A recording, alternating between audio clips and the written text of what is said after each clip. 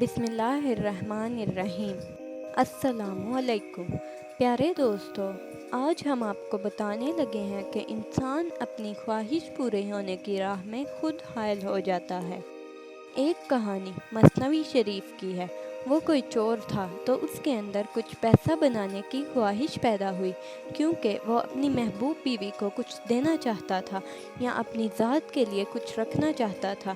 اس نے ایک رات ایک گھر کے روشن دان میں سے کمرے میں داخل ہونے کی کوشش کی کہ یہ اچھا گھر ہے اور مجھے یہاں سے کوئی مال و متاع ملے گا، لیکن جب وہ اتنا اونچا چڑھا اور روشن دان کے اندر سے گزرنے کی کوشش کی تو وہ روشن دان جس کا چوکھٹا بظاہر ٹھیک نظر آتا تھا ڈھیلا لگا ہوا تھا۔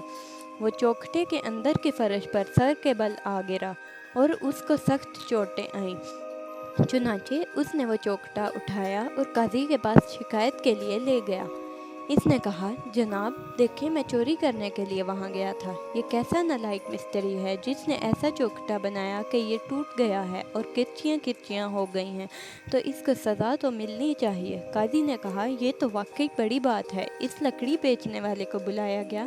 چنانچہ وہ پیش ہو گیا۔ اس نے کہا، جناب اس گھر کی کھڑکی تو میں نے بنائی تھی۔ اس سے کہا گیا، تم نے ایسی ناقص قسم کی نکارہ لکڑی لگائی۔ اس نے کہا، جناب اس لکڑی کو بھی دیکھ لیں، کسی سے بھی ٹیسٹ کروا لیں۔ اس گھر کے دوسرے دریچوں، دروازوں، روشن دانوں کو دیکھ لیں، کیونکہ یہ تو اب ٹوٹ گیا ہے، تو اگر آپ اس میں کوئی نقص نکال دیں تو میں ذمہ دار ہوں۔ حضور، بات یہ ہے کہ اس میں خرابی ہماری لکڑی کی نہیں ہے، اس بڑھئی کی ہے جس نے یہ چوکھٹا ڈائمینشن کے مطابق نہیں بنایا۔ انہوں نے بڑھئی کو بلایا اور وہ پیش ہو گیا۔ بڑھئی نے کہا، میں نے چوکھٹا بالکل ٹھیک بنایا ہے، آپ اس کو نقشے کے مطابق دیکھ لیں یا جو بھی اس کی ریکوائرمنٹ ہے ملاحظہ فرما لیں۔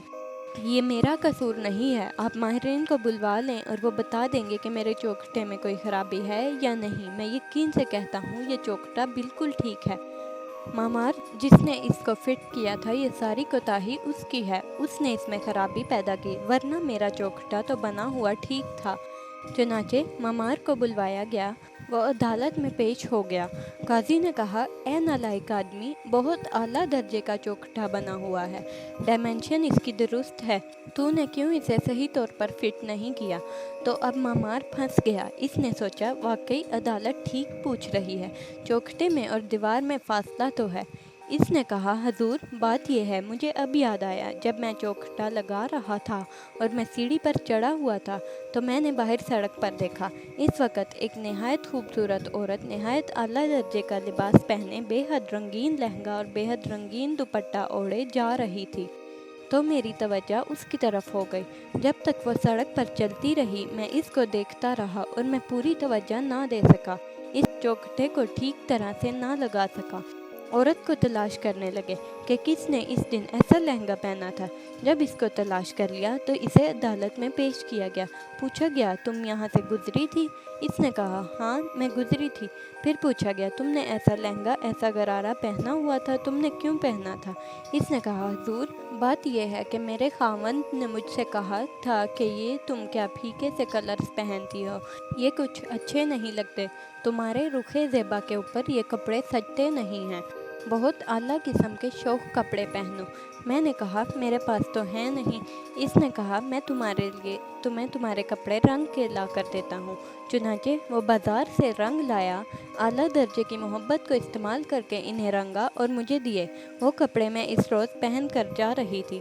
عدالت نے کہا، اس کے خاوند کو حاضر کیا جائے۔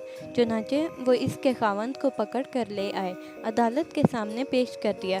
وہ خاوند وہی شخص تھا جو روشن دان سے چوری کرنے کے لیے اترا تھا، اس کی خواہش میں وہ خود کھڑا تھا۔ اتنا چکر کاٹ کے آدمی کو پتہ نہیں چلتا کہ اس کے ساتھ کیا گزر رہی ہے، وہ کہاں پر اپنی ہی آرزو کے درمیان کھڑا ہوتا ہے، ساری دنیا سے شکوہ کرتا ہے، لیکن دراصل وہ خود ہی اپنی راہ میں حائل ہو جاتا ہے۔